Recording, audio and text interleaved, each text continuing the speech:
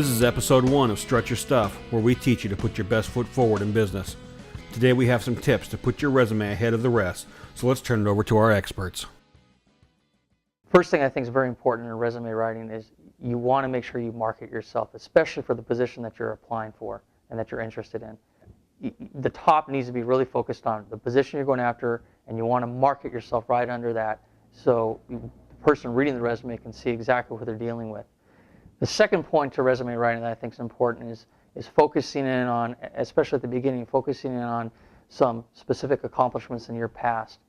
For example, if I was applying for a job, and human resources is my background, I'd put in there that in my former job, I reduced turnover from 100% to 20%. And the last do I would recommend to people when they write resumes would be to format the resume to your strength. After you've listed the job you're going after and your accomplishments and your skills, then you want to list underneath that your strength. If your strength is in education, you have higher degree, you want to list your education first. If your strength is in your experience from your former employers, list your employment history first before your education.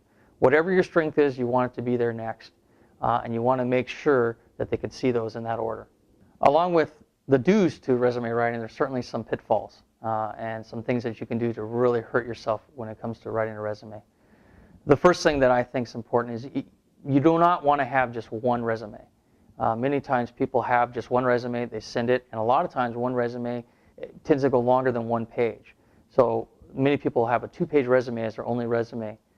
You do not want to have a 2-page resume for the first resume you send. So my advice when it comes to a don't is have more than one resume. Okay, don't just have one. Have a 1-page resume that you send up front, and then have a 2-page resume if you get the opportunity for an interview. Because in the interview, when you have the 2-page resume, you can be more specific on your accomplishments, and you can even elaborate. And typically what an employer will do is they'll keep that resume, and that's what they're going to remember you by. The second pitfall to resume writing, or don't, as simple as it may sound, you want to make sure you do not have typos or grammatical errors. If you can't put together a good resume, and if you can't make sure that it's grammatically correct, most employers will see that as a big negative, and it's going to be very difficult to pass the first screening amongst other resumes that have perfect grammar and no typos. And the last pitfall that I'd like to review with you for resume writing is do not be unorganized with your resume. Make sure the formatting is good and it's very organized with dates. Put your most recent job first and list the others in sequential order with the dates off to the right or directly underneath.